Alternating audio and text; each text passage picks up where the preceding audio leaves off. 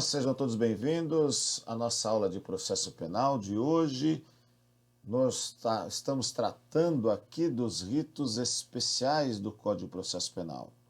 Nós já falamos do rito especial do júri, dos crimes falimentares, crimes contra a honra, e hoje a gente trata aqui dos crimes funcionais. Este título está lá no capítulo 2 do processo e do julgamento, dos crimes de responsabilidade dos funcionários públicos, artigo 513 a 518 do Código de Processo Penal. Aqui a gente já observa uma incorreção, do nosso Código de Processo Penal. O Código de Processo da década de 40 ele não acompanhou as alterações, ou ele não acompanha na mesma velocidade as alterações legislativas. Quando a gente fala que crime de responsabilidade, nós estamos nos referindo àqueles que o tipo penal é político partidário, ou seja, é um crime político, não é um crime atrelado a uma infração penal. O correto mesmo aqui seria do processo e do julgamento dos crimes funcionais ou dos crimes contra a administração pública, como nós vamos ver adiante. Espero que todos estejam bem, uma excelente semana e vamos em frente, pois estamos aqui para isso, não é isso mesmo? Crimes funcionais são aqueles previstos nos artigos 312 a 326 do Código Penal. São os crimes praticados por funcionário público contra a administração em geral. Então, são crimes previstos ali no 312 a 326, como é o caso do peculato, prevaricação e assim por diante. São crimes próprios de mão própria, que exigem uma qualidade elementar no tipo penal. Quem pratica a conduta precisa ser funcionário público. E aí a gente repete que erroneamente o Código de Processo Penal trata como crime de responsabilidade de funcionário público. É incorreto porque tal expressão refere-se a ilícitos de natureza político-administrativa, cuja pena é a perda do cargo, suspensão dos direitos políticos, não é um ilícito penal. O procedimento em estudo não se aplica aos crimes ou a outros crimes praticados por funcionário público no desempenho de suas funções, como é o caso aqui do artigo 351 e seus parágrafos 3º e 4º. O que quer dizer o artigo 351? Fuga de pessoa presa ou submetida a medida de segurança. Artigo 351. Promover ou facilitar a fuga de pessoa legalmente presa ou submetida a medida de segurança detentiva. Parágrafo 3º. A pena é de reclusão de 1 a 4 se o crime é praticado por qualquer pessoa sob cuja custódia ou guarda está o preso ou internado. E o parágrafo 4º, no caso de culpa do funcionário incumbido da custódia ou guarda, aplica-se a pena de detenção de 3 meses a 1 ano ou multa. Quer dizer isso, Quer dizer o seguinte, que para ser crime de responsabilidade, de crime funcional, olha eu aí falando em responsabilidade, para ser crime funcional, a gente tem que levar em consideração a natureza da infração. Mas de quais crimes? Do 312 ao 326.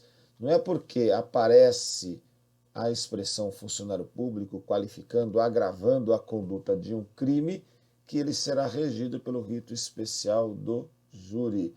No caso aqui, o 351 será a pena, como é de 1 ano a 4 anos, é rito ordinário, não rito especial dos funcionários públicos. O parágrafo 4º, a pena é de 3 meses a 1 ano, então é infração de menor potencial ofensivo, lei 9.099.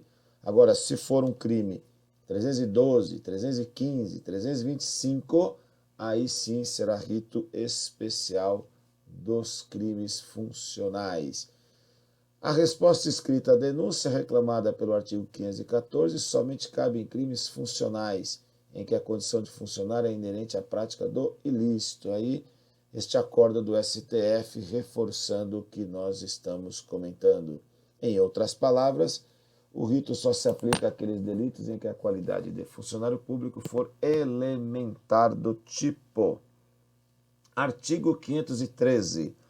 Os crimes de responsabilidade dos funcionários públicos, cujo processo e julgamento competirão aos juízes de direito, a queixa ou denúncia será instruída com documentos ou justificação que façam presumir a existência do delito ou com declaração fundamentada da impossibilidade de apresentação de qualquer dessas provas. É o que nós chamamos de fumus boni iuris, que caracteriza a justa causa para a ação penal. Muitos dos crimes funcionais, porque a gente sabe que funcionário público, quando vem a cometer um ilícito, ele responde nas 3 esferas: administrativa, civil e criminal, por uma única conduta. Então, quando o funcionário vem a praticar uma conduta em desconformidade à administração, se não há indícios de crime, se instaura uma sindicância. Se não há indício de crime, dependendo do órgão, vai se instaurar um processo administrativo que gerarão consequências administrativas. Se durante a sindicância ficar caracterizado que houve também, além da conduta administrativa, uma conduta possível conduta criminal, será encaminhado os autos da sindicância ou desses procedimentos administrativos para o Ministério Público, que deverá ou não oferecer a denúncia. É regra de direito processual penal. Ou poderá haver uma conduta criminosa que também vai resultar ali uma sindicância ou um processo administrativo para saber se o funcionário, além da responsabilidade criminal, que poderá ou não ser verificada, se ele tem condições idôneas de permanecer nas fileiras da administração pública. Bom, artigo 514. Nos crimes afiançáveis, estando a denúncia ou queixa em devida forma, o juiz mandará autuá-la e ordenará a notificação do acusado para responder por escrito dentro do prazo de 15 dias. O 514 se assemelha muito ao que nós já vimos, artigo 396 e artigo 396-A do Código de Processo Penal, ou seja, do rito comum ordinário e sumário. A denúncia ou queixa está em devida forma, é o caso de rejeição, artigo 43 do Código de Processo Penal, preenche os requisitos, o juiz vai mandar autuá-lo, ou seja, ele vai receber e vai ordenar a notificação do acusado. Lá no rito ordinário, mandará citar o acusado para apresentar a resposta em 10 dias. Aqui notifica o acusado para responder por escrito dentro do prazo de 15 dias. Então, atentar também para o prazo e não é notificado ele não é citado, ele é notificado. Parágrafo único. Se não for conhecida a residência do acusado, ou esse se achar fora da jurisdição do juiz, ser-lhe-á nomeado defensor, a quem caberá apresentar a resposta preliminar. Então, o artigo 514 está falando de resposta preliminar, enquanto no rito ordinário e sumário se fala em resposta da acusação. Veja que se ele não for localizado, não suspende, não vai mandar notificar por edital.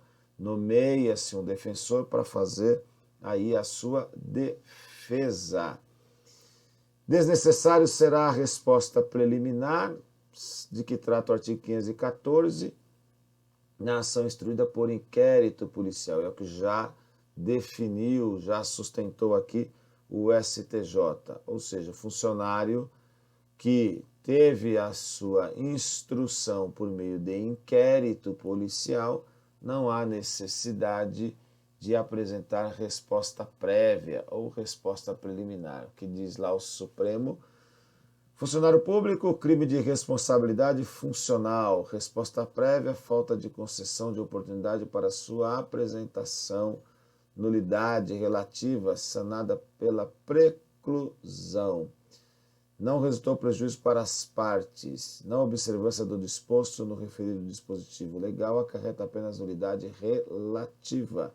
Nesse sentido, tem-se orientado decisões recentes de ambas as turmas desta Corte. O Supremo aqui diz que é desnecessária a resposta preliminar quando a instrução tiver sido investigada, instruída por inquérito policial.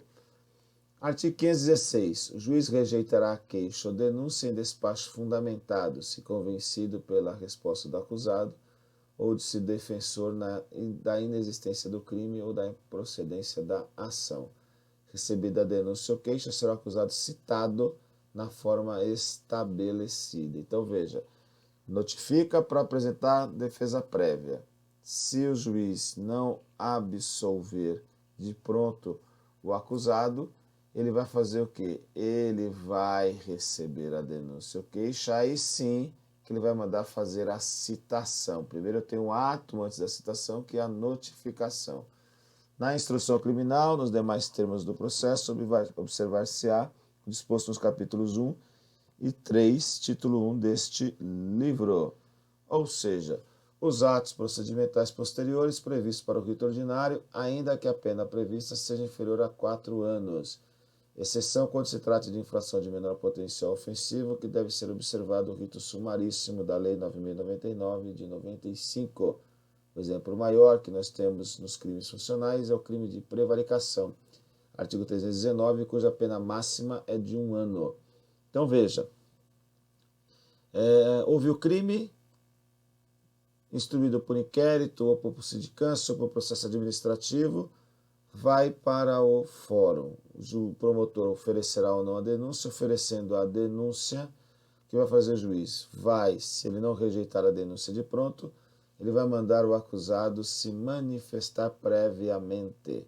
E depois ele vai decidir se é o caso ou não de receber a denúncia. Em não recebendo, ele extingue o processo sem julgar o mérito. Ele está diante de denúncia, ele está diante de defesa prévia, resolve encerrar o processo. Se ele não encerrar o processo, se convencer que a denúncia deve prosperar, ele vai fazer o quê? Ele vai receber a denúncia e vai mandar citar o acusado para que o acusado se defenda. E aí sim seguirá o rito ordinário, mesmo que a pena seja inferior a 4 anos. No caso aqui da prevaricação, vai seguir o rito sumaríssimo. Composição civil do dano, transação penal, suspensão condicional do processo, isso embora valha para todos os procedimentos, aí sim, audiência de instrução e julgamento. Ok, turma? Muito obrigado, fiquem com Deus, uma excelente semana a todos. Espero que tenham aproveitado. Matéria disponível lá no nosso canal, tanto do YouTube quanto do Spotify. Até a próxima.